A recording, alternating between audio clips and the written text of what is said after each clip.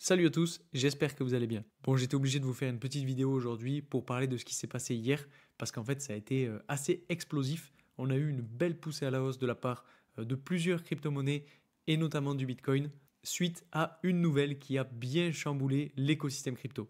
Alors, vous le savez sûrement déjà tous, mais en gros, hier, Trump a tweeté qu'il allait créer une réserve stratégique de crypto-monnaies avec du Bitcoin, du Solana, du XRP et du ADA. Et cette annonce a eu l'effet d'une bombe sur le marché parce que énormément de crypto-monnaies ont explosé, à l'image du Bitcoin qui a pris presque 13% en une seule journée. Et vous allez voir qu'en fait, c'est très propre ce qui est en train de se passer. On mettra les fair value gap tout à l'heure. Vous allez voir, c'est quand même assez beau. Et surtout, je vous donnerai mon avis sur ce qui pourrait se passer pour la suite. Parce que, à mon avis, on n'est quand même pas sorti d'affaire. Enfin bref, juste pour regarder rapidement, sur Solana, là aussi, on a bien explosé hier avec une belle chandelle bien pleine de, si on le mesure, plus de 26%. Ensuite, le XRP qui est venu chercher la zone d'intérêt que j'avais tracée il y a bien longtemps, avec cette fois-ci plus de 39%. Et le meilleur pour la fin, le ADA qui a complètement explosé, qui est revenu chercher des niveaux de résistance et qui pour le coup a fait une sortie de presque 80%. Donc c'était vraiment très très beau à voir. Je pense que si vous l'avez vu en live, vous avez dû être vraiment étonné. Au début, je vous avoue que je comprenais pas ce qui se passait, puis j'ai rapidement vu la nouvelle de Trump et direct après, j'ai compris pourquoi. Mais si on retourne sur Bitcoin, on voit qu'on n'est quand même pas forcément sorti d'affaire parce que déjà, vous le savez, moi je vous ai dit que tant qu'on ne repasse pas au-dessus du plus haut qu'on a fait donc le 21 février, autour des 100 000 dollars, on ne peut pas considérer qu'on est reparti sur une tendance haussière, en tout cas en journalier.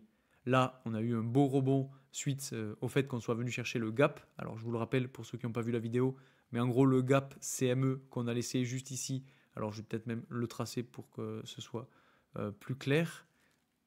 Voilà, on avait un gap comme ça qu'on est venu combler en fait avec la mèche de vendredi dernier. Donc honnêtement, je pensais qu'on irait un petit peu plus bas, que oui, certes, on viendrait combler ce gap, mais qu'on irait chercher aussi les fair value gap qu'on a laissé un petit peu plus bas.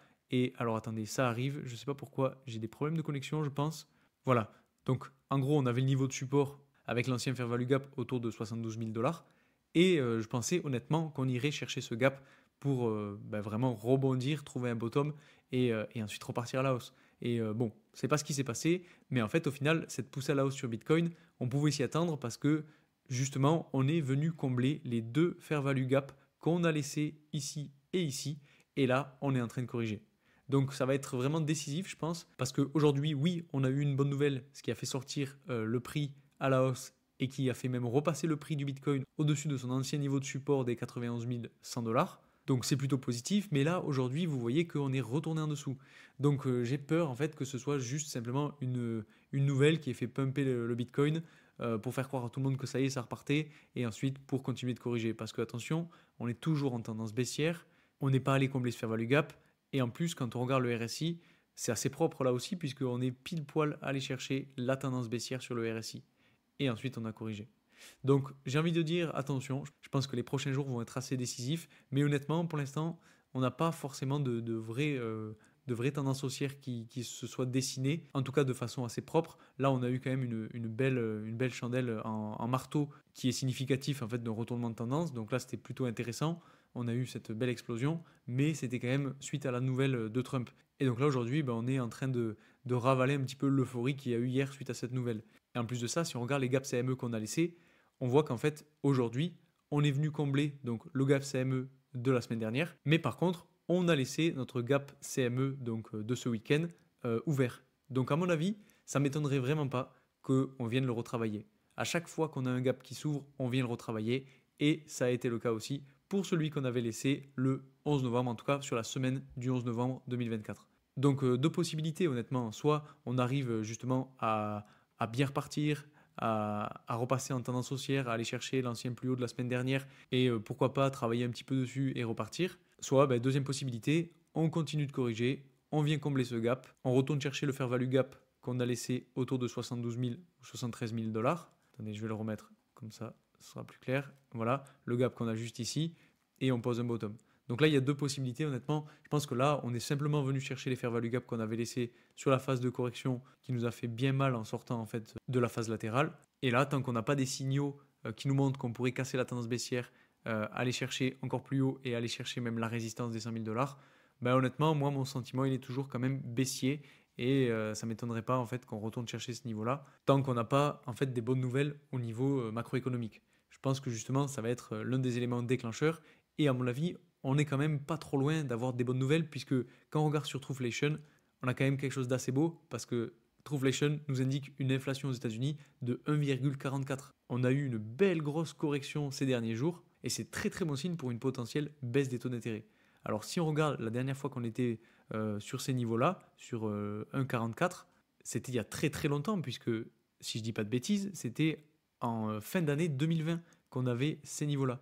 Donc à mon avis, il y a quand même quelque chose de gros qui est en train de se préparer. Peut-être qu'on va avoir cette justement dernière phase de manipulation pour aller chercher le support, faire un bottom et repartir à la hausse proprement. Soit on arrive à casser la tendance baissière et on repart chercher de nouveaux sommets historiques. Là honnêtement, je pense que ça va être les prochains jours qui vont être décisifs et surtout la bataille avec la tendance baissière qu'on a juste ici en blanc. Donc ça, je vous tiendrai au courant sur Telegram, sur YouTube, quand on s'y rapprochera. Là pour l'instant, ben, on n'est pas allé la chercher, on est en train de corriger déjà. On est repassé en dessous du niveau de support, donc honnêtement, j'ai pas des très très bons signaux qui me font dire qu'on pourrait repartir directement à la hausse. Je pense qu'on va avoir encore un petit peu de manipulation parce que là c'est vrai que c'est assez volatile avec la nouvelle d'hier. Mais voilà, ça m'étonnerait pas qu'on fasse peut-être une espèce de double bottom avant de repartir. Ça permettrait déjà de calmer toute l'euphorie, de refaire sortir en fait tous les nouveaux qui se sont précipités et de construire quelque chose de propre sur des niveaux de support intéressants, sur des zones d'intérêt et ensuite repartir petit à petit. Après, dans tous les cas, si on arrive à rebondir et qu'on repart dans le canal latéral, là pourquoi pas, j'ai envie de dire que ça peut être très intéressant parce que si on arrive à maintenir ce niveau de support, là pour le coup, on sera comme quand on était entre novembre et fin février. Et là, j'ai envie de dire, ce sera quand même bon signe. Enfin bref, il faut quand même avoir en tête qu'il reste quand même un fair value gap à aller chercher. Est-ce qu'on va y aller? Je sais pas. On est peut-être justement dans cet enchaînement entre phase d'accumulation, manipulation et extension. Ça, ce serait vraiment très propre. Mais à mon avis, bon, c'est peut-être pas tout à fait fini. Après, attention, j'ai pas de boule de cristal, là, je peux pas prédire l'avenir, je sais pas ce qui va se passer exactement. Donc bon, c'est quand même à vous de vous faire votre propre avis et votre propre analyse. En tout cas, bon, même si on est quand même toujours sur un momentum baissier, c'est toujours intéressant de voir ce type de réaction suite à ces nouvelles.